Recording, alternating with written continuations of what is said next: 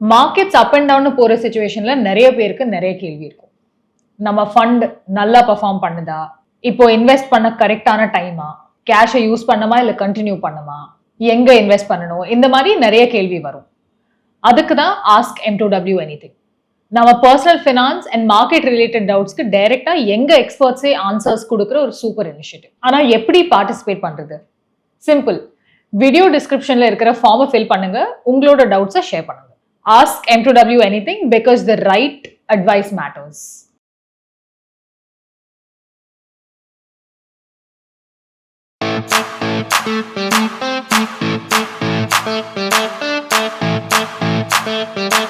தங்கம் விலை ஒரு அவுன்ஸுக்கு $3000 கடந்தது.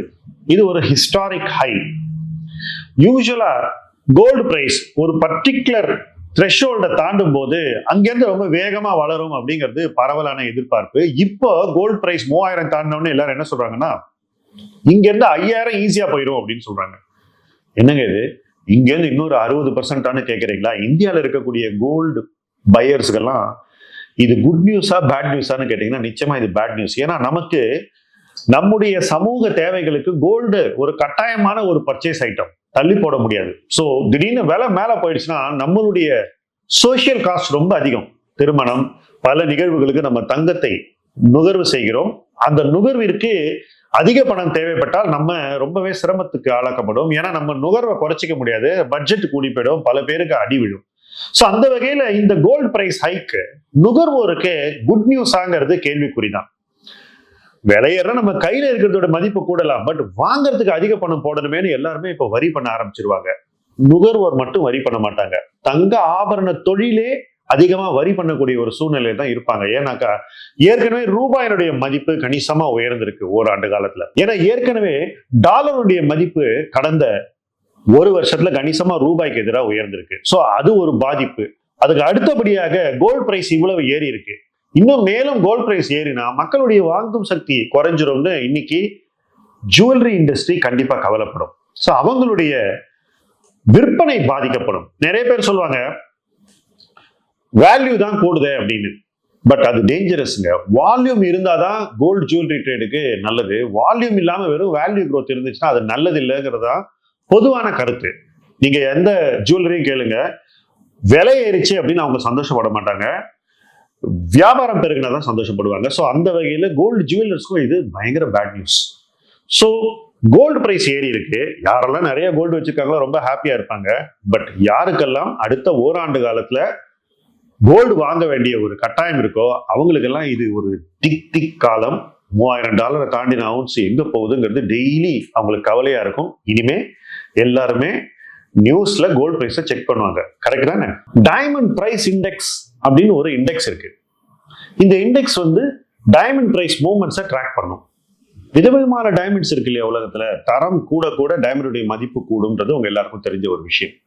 அதே போல சைஸ் கூடு, அந்த கிளாரிட்டி எல்லாம் நல்லா இருந்தா, கட்டு நல்லா இருந்தா அந்த வேல்யூ கூடுங்கிறது உங்க எல்லாருக்கும் தெரிஞ்ச ஒரு விஷயம்.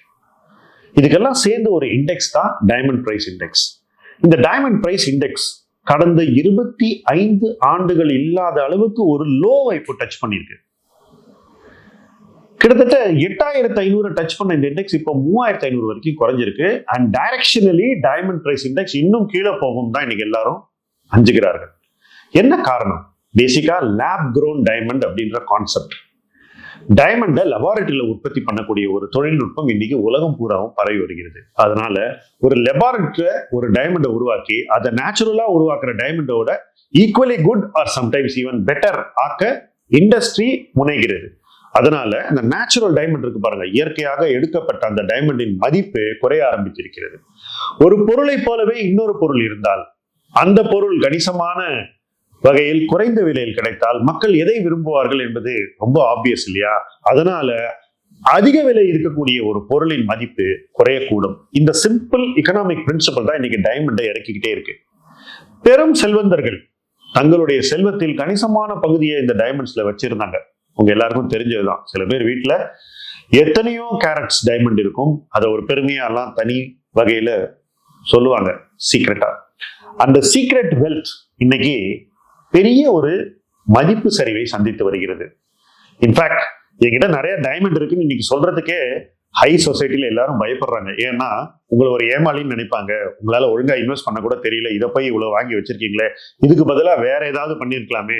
ஒரு சாமானியன் கூட அவன் டைமண்ட் வாங்காம கோல்டு வாங்கி இன்னைக்கு நிறைய பணம் பண்ணிட்டான், நீங்க பெரிய பணக்காரர், இப்படியா டைமண்டை வாங்கி அடி வாங்குவீங்கன்னு மத்தவங்க அவங்களை கேலி செய்வாங்கன்ற பயத்துல இன்னைக்கு டைமண்டை பத்தி ஹை சொசைட்டில யாருமே பேச மாட்டேங்கிறீங்கன்னா பாத்துங்களேன். இந்த டைமண்ட் பிரைஸ் இண்டெக்ஸை தொடர்ந்து ஃபாலோ பண்ணுங்க. இது கீழே போய்கிட்டே தான் இருக்கு. லேப் க்ரோன் டைமண்ட் வளர வளர நேச்சுரல் டைமண்ட்ஸ்க்கு என்ன ஆகும்ன்ற கவலை இன்னைக்கு டெஃபினட்டா இருக்கு. இது வேர்ல்ட்ல இருக்கக்கூடிய மிகப்பெரிய டைமண்ட் மைனிங் கம்பெனிஸின் ஷேர் பிரைஸையும் பாதிக்கும் என்று நான் நினைக்கிறேன். Max 7 companies, Nvidia, Tesla, Meta, Alphabet, Apple, Amazon, Microsoft, இந்த 7 கம்பெனி தான் மேக்ஸ் 7 என்று அமெரிக்காவில் சொல்லப்படுகின்ற ஒரு கிளஸ்டர். இந்த 7 கம்பெனி தான் நாஸ்டாக்கினுடைய மதிப்பு ஒரு உச்சத்தை தொட முக்கியமான காரணமாக இருந்தது. ஆனால் சில மாதங்களாக, குறிப்பா இந்த வருஷம், இந்த மேக்ஸ் 7 ஸ்டாக்ஸ் சரிய ஆரம்பிச்சது. 15ல இருந்து 35% வரைக்கும் பீக் வேல்யூவேஷன்ல இருந்து மேக்ஸ் 7 ஸ்டாக்ஸ் எல்லாமே இறங்கி இருக்கு. இதனால என்ன ஆச்சு? ஓவரால் நாஸ்டாக் ஒரு சரிவை சந்திச்சிருக்கு. இன்ஃபேக்ட் அமெரிக்கால இருக்கக்கூடிய இன்வெஸ்டர்ஸினுடைய வெல்த் எஃபெக்டையே இந்த மேக்ஸ் 7 கணிசமா இப்ப குறைச்சிருச்சு. என்னங்க, கூட்டும் போது நீங்க கணக்கு பார்க்கல, இப்ப குறைக்கும் போது வெல்த் எஃபெக்ட் குறைஞ்சிருச்சுன்னு சொல்றீங்களேன்னு கேக்குறீங்களா? அதுதான் நம்ம குணம், ஹியூமன் நேச்சர். நமக்கு வெல்த் கூடும் போது அதை நம்ம கொஸ்டின் பண்ண மாட்டோம், ஜாலியா ஏத்துக்கும். ஆனா அதே வெல்த் குறையும் போது என்னுடைய வெல்த் சுருங்கிருச்சு அப்படின்னு சொல்லுவோம். பெருக்கத்தை கணக்கு பார்க்க தவறும் நாம் சுருக்கத்தை ரொம்ப ஆர்வமா பார்ப்போம், பயப்படுவோம், இன்னும் சுருங்குமா நம்மளுடைய வெல்த்னு பயப்படுவோம். அதுதான் இன்னைக்கு அமெரிக்காவில் நடந்துகிட்டு இருக்கு. ஒரு வாரமும் இந்த மேக்ஸ் 7 ஸ்டாக்ஸ்ல இருக்கக்கூடிய ஏற்ற இறக்கங்கள் நிச்சயமாக இன்வெஸ்டர்ஸ்க்கு டெய்லி திக்கு கொடுக்குதுன்னு நான் சொல்லுவேன். ஏன்னா ஒரே நாள்ல 3-4% மேல போகுது, அடுத்த நாள் 3-4% கீழே வருது. இப்படி மேலும் கீழுமாக மேக்ஸ் 7 ஸ்டாக்ஸ் போவது எதை குறிக்கிறது? அமெரிக்க சந்தையில் ஸ்டெபிலிட்டி இல்லை என்பதை இந்த மேக்ஸ் 7 ஷேர் பிரைஸ் மூவ்மெண்ட்ஸ் தெளிவாக நமக்கு சொல்லுது. இதனால நம்ம என்ன பண்ணணும்? யூஎஸ் ஸ்டாக் மார்க்கெட்ல இன்வெஸ்ட் பண்றதை கொஞ்சம் தள்ளி போடணும், கேர்ஃபுல்லா இருக்கணும், எங்க இன்வெஸ்ட் பண்றோங்கிறதுல ரொம்ப செலக்டிவா இருக்கணும். மேக்ஸ் 7க்குள்ளேயே வேல்யூவேஷன்ஸ் பாத்தீங்கன்னா இன்னமும் என்விடியா மாதிரி ஸ்டாக் பயங்கர ஒரு ஹைல இருக்கு, வேற கூகுள் அண்டர் வேல்யூடா இருக்கு. ஸோ மேக்ஸ் 7க்குள்ளேயே ரொம்ப கேர்ஃபுல்லா இன்வெஸ்ட் பண்ணணும். இந்த ரேலியில அதிகம் பார்ட்டிசிபேட் பண்ணல, பட் கரெக்ஷன்ல பார்ட்டிசிபேட் பண்ற மைக்ரோசாஃப்டையும் நம்ம க்ளோஸா வாட்ச் பண்ணோம். ஸோ ஒவ்வொரு கம்பெனிக்கும் ஒரு டைனமிக் இருக்கு. ஆப்பிளை பத்தி எல்லாருக்குமே நிறைய பயம் இருக்கு. ஒருவேளை ஆப்பிள்ல சைனீஸ் கம்பெனிஸ் ஓவர்டேக் பண்ணிடுவாங்களோ அல்லது கொரியன் கம்பெனிஸ் சில இடங்கள்ல சேலஞ்ச் பண்ணுவாங்களோன்ற ஒரு அச்சம் டெஃபினட்டா இருக்கு. ஸோ ஆப்பிள் அடுத்தது என்ன செய்ய போறாங்கன்றத நம்ம ட்ராக் பண்ணணும். ஸோ மேக்ஸ் 7 எதிர்காலம் ரொம்ப க்ளோஸா வாட்ச் பண்ண வேண்டிய ஒரு விஷயம். நிறுவன மதிப்பையும் நம்ம வாட்ச் பண்ணோம், பட் பிசினஸ்ல என்ன நடக்குது அதை தான் இன்னும் க்ளோஸா வாட்ச் பண்ணிக்கிட்டே இருப்போம். இந்த வாரம் நம்ம பேசின டாபிக்ஸ் ரொம்பவே வித்தியாசமான டாபிக்ஸ். ஒன்னு மேக்ஸ் 7, யூஎஸ்ல இருக்கக்கூடிய டாப் 7 கம்பெனிஸ், டெக் உலகின் மாமன்னர்கள் அப்படின்னு நம்ம சொல்லலாம், அதை பத்தி பேசினோம். நம்முடைய நுகர்வுல மாமன்னன் என்று சொல்லக்கூடிய கோல்டை பத்தி பேசினோம்.